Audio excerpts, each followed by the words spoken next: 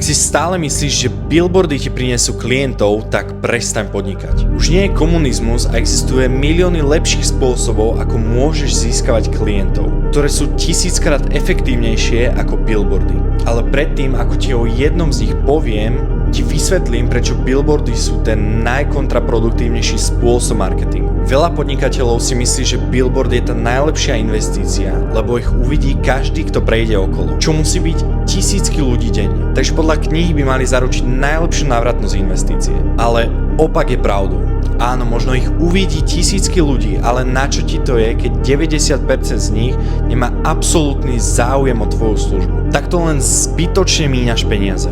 Ale čo keby si mohol vybrať, kto presne ten billboard uvidí? Predstav si, koľko klientov by si mal, keby ho vidia ľudia, ktorí o tom majú záujem.